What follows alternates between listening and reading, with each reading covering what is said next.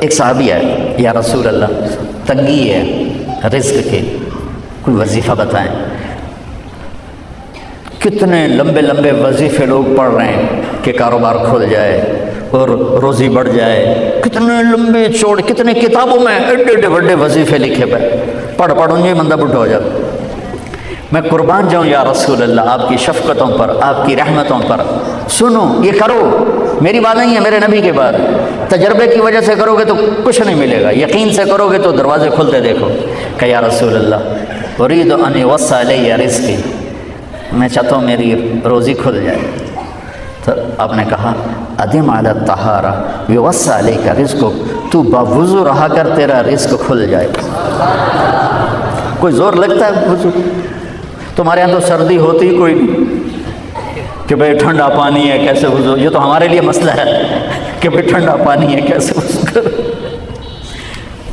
وہ ہمارے گاؤں کا مراسی مجھے مل گیا، میں نے کہا چل نماز پڑھے گی، نہیں جی میاں جی سردی بڑی نہ لے جاؤ، سردی بڑی، مراسیوں کو سردی زیادہ لگتی، میں نے کہا نہیں آج تک نماز پڑھا کے چھڑنا ہے۔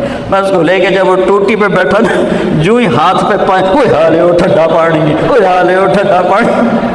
تمہارے لیے تو یہ مسئلہ بھی نہیں کہ ٹھنڈا پانی، میرے نبی کی یہ سارا مجمع لے لو، یہ اوپر مستورات لے لیں، ادم علی الطہارہ یوسع علیک رزقک، میرے نبی نے فرمایا باوضو رہنا شروع کر دے، اللہ تیرا رزق کھول دے گا۔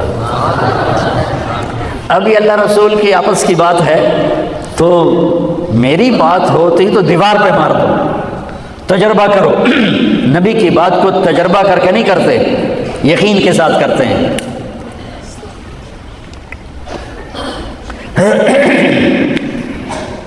ادم علی الطہارہ یوسع علیک رزقک، باوضو رہا کر۔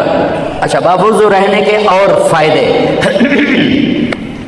اللہ پیار کرتا ہے، شیطان ڈرتا ہے، اور وضو ہوگا تو نماز آپ ہی پڑھی جائے گی، چلو یار وضو ہے 4 فرض ہی پڑھ لو۔